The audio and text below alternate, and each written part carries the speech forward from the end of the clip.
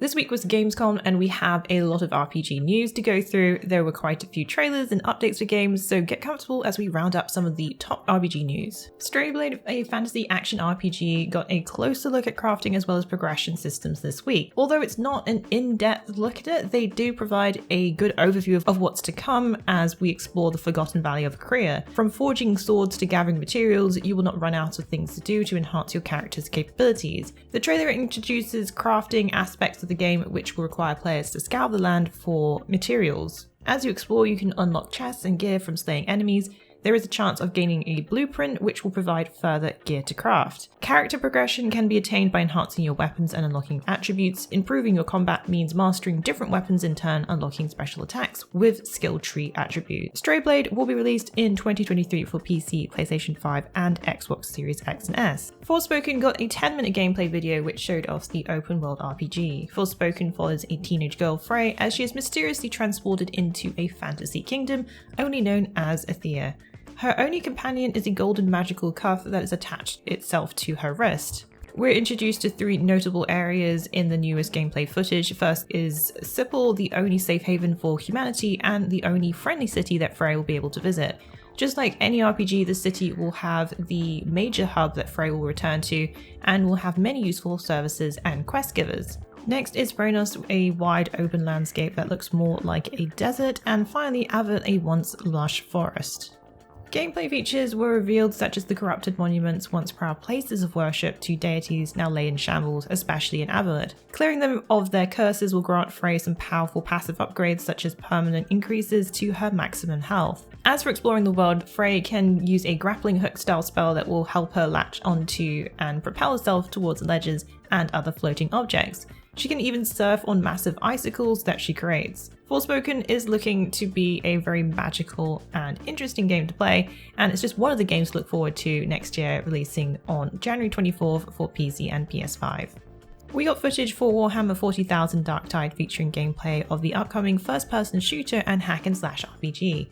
Set on the planet of Atoma Prime, Dark Agents of Nurgle and the Chaos Gods of Pestilence and Decay have begun their invasion of the Hive City. Warhammer 40,000 Darktide's levels will be more interactive than the previous games in terms of the minigames that they are planning to introduce. Alongside this, you can expect to be shoved into frantic circumstances, often involving heavy firefights.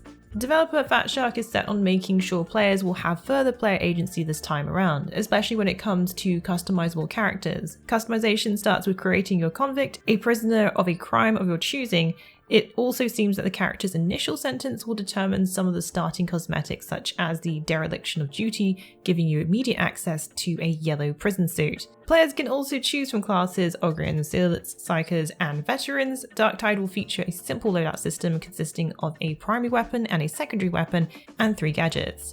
There will also be a shop that uses in-game currency only. Darktide will be implementing what they are calling a hybrid combat system that uses both melee and ranged gameplay. Warhammer 40,000 Darktide will be releasing on November 30th via Steam for PC. Next up, Where the Wind Meets. As for new game announcements, one of them was the Chinese fantasy open world RPG Where the Wind Meets. This title has an impressive gameplay and cinematic trailer that ran for a few minutes. The footage seems so far looks like a healthy mix between Assassin's Creed, Ghosts of Tsushima, and Red Dead Redemption 2. Where the Wind Meets is an open world RPG at its core, and the game features tons of exploration into a wide world set in the tale of the Ten Kingdoms era.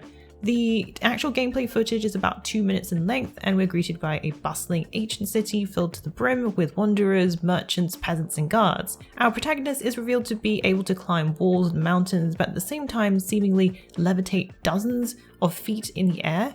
They can also walk on water, which we can see later makes invading enemy ships quite a breeze. The dodgers create a whirlwind of energy. They have supernatural speed and agility that allows them to wall run and even run up ship masts. Concentrating will also let them slow down time and carefully aim with their bow for maximum damage. Atlas Fallen, a new action RPG from the developers of The Surge, was also revealed this week. This new game features a ton of sand-based powers and combat. It promises to bring us mythical beings, corrupted gods, shape-shifting weapons, and a whole lot of sand. In the footage you can see the gods themselves walking the lands of Atlas Fallen, living in peace and harmony with humanity. Their mutual respect for mankind was so great in fact that the mortal heroes are said to have walked with these deities. However, as time went on, the bond waned as the god's vanity grew, mankind was cast aside as the immortal beings squabbled with one another, resulting in corruption. Atlas Fallen's Gamescom opening night trailer featured primarily cinematics with snippets of gameplay. While actual in-game footage was brief, the cinematics themselves revealed a lot of what we can expect from this upcoming action RPG. Featuring a whole lot of sand magic, characters are seen fixing a bridge and being attacked by sand beasts. Weapon shifting will also be a large feature of the game. While braving the onslaught, the character swipes and strikes with his sword, however he can also transform the blade into a massive whip, giving him a bit of range advantage over his foes. The game is expected to release sometime in 2023 and is available for pre-order for $59.99 USD. Gamescom gave a new trailer during opening night live for Lies of P. The action RPG is based on the tale of Pinocchio written by Carlo Collodi, but gets a new twist with a main character who uses a mechanical arm to fight and explore the decaying city. The new trailer does reveal some of the gameplay, including some of the uses of the prosthetic arm, which shows P or Pinocchio firing a gun-like attachment, as well as ripping doors off safes. Safe to say, the arm has a number of uses in the game, which kind of reminds me of another Souls-like coming our way, Steel Rising. But P only seems to have an arm for customization and wields another weapon in his right hand. P is seen wielding swords, maws, and even uses his left hand to unleash bolts of electricity using the Legion Fulminus as he takes down mechanical monstrosities. What do you think of the latest trailer? Let us know in the comments below. We also have a video that goes into more detail about Lies of P, so be sure to check that video out on our YouTube channel. And the game will be releasing for PC, PlayStation 4, PlayStation 5, Xbox Series X and S, Xbox One, and Xbox Game Pass in 2023. Wyrdsong, a fantasy open-world RPG, was unveiled during opening night live. The title is being worked on by the studio made up of veterans from Obsidian and Bethesda under Something Wicked Games. The team have worked on major games such as The Elder Scrolls V Skyrim, Dragon Age Inquisition, The Outer Worlds, and more. The game is based on a fictional version of Portugal set in the Middle Ages. Not many details were given, but what we do know is the game sets to have a fully customizable main character with full-fledged RPG mechanics such as combat and questing. The trailer also doesn't give much away story-wise, but we do get a sense of an ominous presence with the eye, which seems to encompass the land. It's very fantasy-based, but also inspired by history with a semi-mythological influence of Templar Knights, according to a recent interview with Polygon. Wyrdsong currently has no release date, but we do know that it's being developed using Unreal Engine 5. We got a first look at The Lords of the Fallen, a reboot of the 2014 title. The action RPG Souls-like got a cinematic trailer set 1,000 years after the events of the first game. The upcoming title will have tactical combat, more fast and fluid with the use of spells and character buffs from magic. There will also be single player and co-op campaigns, so you can team up with a friend to face the Rodan army and a deer. The Lords of the Fallen will be released on PlayStation 5, Xbox Series X and S and PC. No release date has been announced, but a full gameplay reveal is slated for later this year. We released a video with our first impressions of the trailer, so if you want to go into more detail, you can check out that video on our YouTube channel.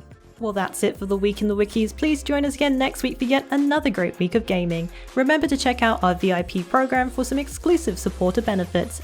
And budding writers should take advantage of our Become an Author initiative. Thanks again for being part of this great community. Keep checking in with us with news, reviews, YouTube streams and vids, and general wiki goodness.